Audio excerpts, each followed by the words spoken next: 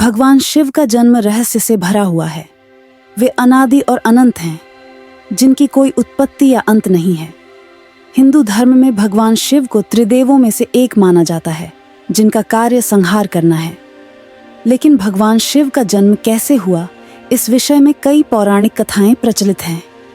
आइए एक लोकप्रिय कथा को विस्तार से जानते हैं। ब्रह्मा जी का अहंकार और भगवान शिव का प्राकट्य एक समय की बात है, जब सृष्टि की रचना पूरी हो चुकी थी।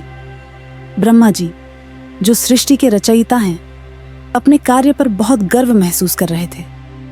धीरे धीरे उनके मन में अहंकार उत्पन्न हो गया।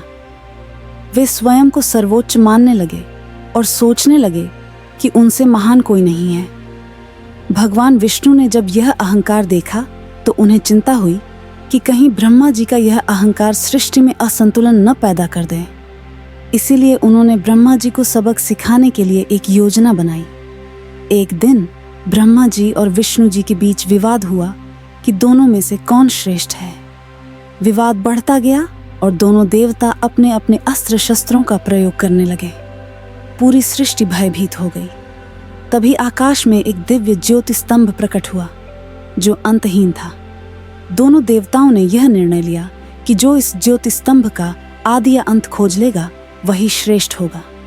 ब्रह्मा जी हंस का रूप धारण कर ऊपर की ओर उड़ने लगे, जबकि विष्णु जी वराह का रूप लेकर नीचे की ओर गए। हजारों वर्षों की खोज के बाद भी वे इस ज्योति का आदि और अंत नहीं पा सके। थक हार कर दोनों लौट आए।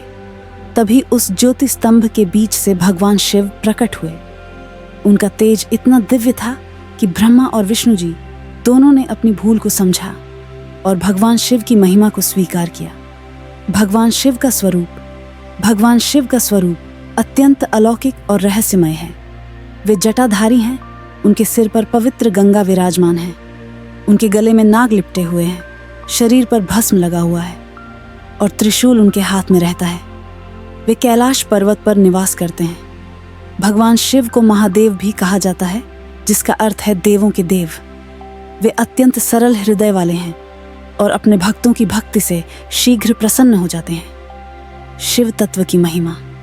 भगवान शिव का जन्म भले ही एक रहस्य है, लेकिन वे सृष्टि की अनादि शक्ति हैं।